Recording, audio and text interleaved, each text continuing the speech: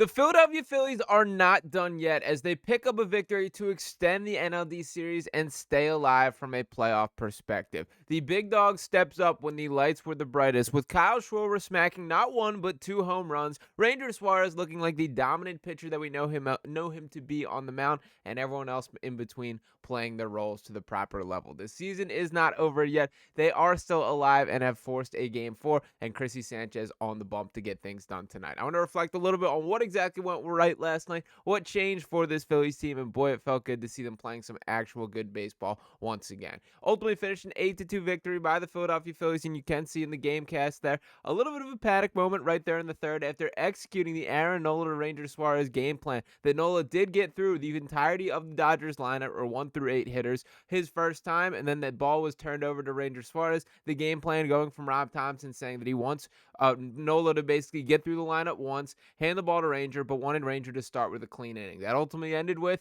Ranger coming in for the 9-hole hitter, and pretty poetic and straight up hilarious for the interview to cut right from Rob Thomson to Ranger Suarez allowing a first pitch home run, but boy did Ranger settle down and deal beyond that. To look at his final stat line for this matchup and pull this up for Ranger Suarez here: 5 innings pitched, 1 earned run, 1 hit allowed, or 4 hits allowed, 72 pitches. He did his job, and then where the game really changed was getting blown up late in the game. Now, this all started with the "we're back" moment that came on a Kyle Schwarber home run. That it is no secret through the entirety of the series that the biggest frustration to this point has been the lack of productivity from the bats. The pitching staff has done their job. Christopher Sanchez did his job. Jesus Luzardo did his job. The bullpen hasn't been disastrous, I would say. Not quite up to the stellar level that you would prefer, but they've given you a chance, and it has been the bats that have let this team down, and it all changed with Kyle Schwarber. And I love this quote from Max Kepler here. Shout out to Matt Gelb, and he says, "There was no big speech made. The manager just asked the players not to think of the enormity of it all.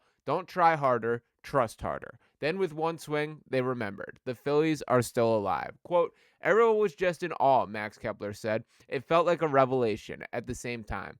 A revelation of what? A revelation, he said, of "we're back." And I do love that there, but it did not just stop with Kyle Schwarber. That same inning, once they did break things open, it was Bryce Harper putting the ball putting some contact on the ball there, and ultimately producing and putting 3 runs on the board in that inning. As I pull up the box score once again here, and you can see as things continue, really changing the 8th inning, this is where it was so important to me. JT Realmuto striking with another home run, a big moment for JT, who had to deliver and did there. And why this was so important to ultimately extend the lead and break open this game is you get to preserve the high leverage relief pitchers for tonight. Johan Duran looked like he was coming in that game. He was warming up as early as the 7th last night, but they managed to preserve him. He will be available, and it would not surprise me whatsoever if they try and lean on him for a 2-inning type of save. That seemed to be the game plan, or what they were trending to last night before things got broken open, and it is nice. I mean, we got to see Taijuan Walker in a playoff game. That is the ultimate middle finger to an opponent if you're the Phillies right there. That you're saying, and by the way, Rob Thomson having to pull Taijuan in the 9th inning when things did get a little hairy there. But ultimately, it did finish to be an 8-2 victory.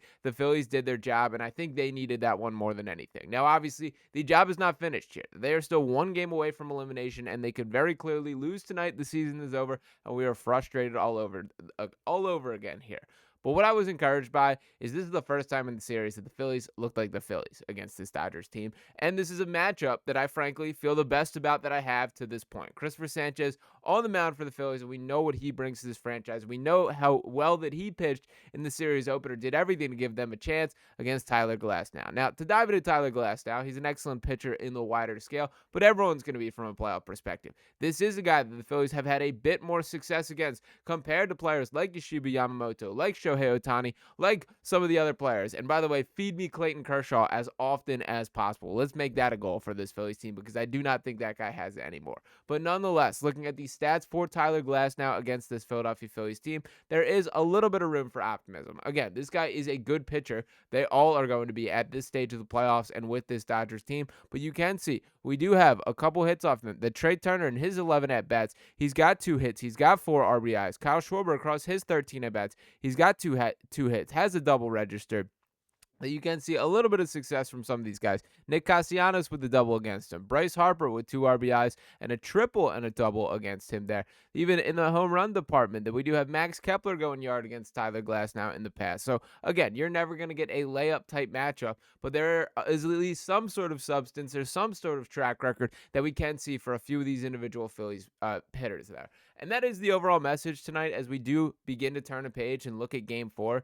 It comes down to the bats, man. That Christopher Sanchez is going to give this team a chance. But we cannot have the bats go cold here. And it was nice in last night's sort of offensive outburst to see it done in a variety of ways. I mean, to take a peek at the overall stats of the box score for who did have success last night, we got Trey Turner with a 3-hit night, 3 for 5 at the plate with 1 run, 2 RBIs. Kyle Schwarber, 2 hits, 2 home runs, 3 RBIs there. Bryce Harper with 2 hits, Alec Bohm with 2 hits. That is the type of response that we needed to see from the top of the lineup, that I ranted and raved on here about these guys. In the games 1 and 2 combined, the top 4 of the lineup going 3 for 27 at the plate with 11 strikeouts and no extra base hits. Not the case in game 3, each of them with a multi-hit game there. Brandon Marsh is the only guy I might point to that could be a bit of a problem here, that we saw Alec Bohm get pitched around twice for bringing him to the plate here to get to Brandon Marsh. There also was the nonsense call where they said a pitch clock violation on Brandon Marsh after Alec Bohm was intentionally walked. It makes zero sense to me that the other team, the Dodgers, make the choice of, we're intentionally walked this guy. Then all of a sudden the bat boy comes out. Nonetheless, it ultimately resulted in Brandon Marsh having to start maybe the most crucial at bat of the game at that specific point, being 0-1 in the count. I hated how that went down, and that is something I am going to be cognizant of for the remainder of this series. But nonetheless, JT Realmuto absolutely delivering the bottom half of the lineup there. A 2-hit game, 1 home run there. Kepler with 2 walks did his job, even though did not register a hit. I thought it was a pretty fine Max Kepler game. Made some nice plays out there in the outfield as well. Nick Castellanos, not quite the same, an 0 for 5 performance there, but he had his moment in game 2, and I will give him a little bit of grace. And Bryson Stott, nice to see a nice hit that he did have last night. I think that is a guy who needs to get the bat off the shoulder to an extent. You can see a 222 batting average. Castellanos 0.091. Again, he did have the big double, so I give a little bit more grace than most people, but got to get these numbers up a little bit. And I am curious if they do extend the leash a little bit on Harrison Bader. We obviously in game 2, well, in game 1, we saw him suffer the groin injury. In game 2, pretty legendary stuff, man. To come out of the dugout, not even be capable of running, get a pinch hit single, be immediately taken out of the game again, but helping your team win in whatever capacity that he can, and he was successful in that. He did not step on the field whatsoever in game 3. I do wonder how that groin is feeling, if there is a potential for him to play, because that diving play in center field by Brandon Marsh, that one hurt last night. That being right in the first inning when Aaron Nola was essentially doing his job, that turned a single to a triple and really changed the outlook of the game for Mookie Betts there. Hat tip to Aaron Nola, who was ultimately able to settle in, get the job done, and get out of there without allowing any damage there.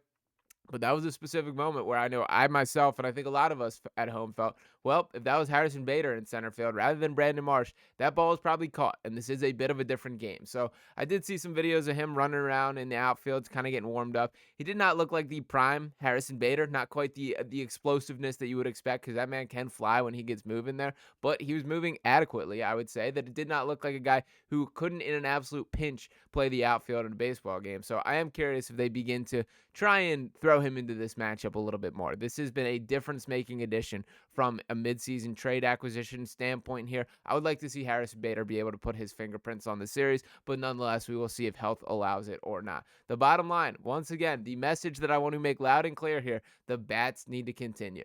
I believe in this pitching staff to give this Phillies team a chance. I'm confident that Christopher Sanchez is going to be good enough to give this team an opportunity to win. They have all their high-leverage arms essentially available to this point, that you did not have to burn through the list of names, the Stroms, the Durans. You were able to preserve the guys that you want for a crucial game like this. So now it's time to go out there and deliver.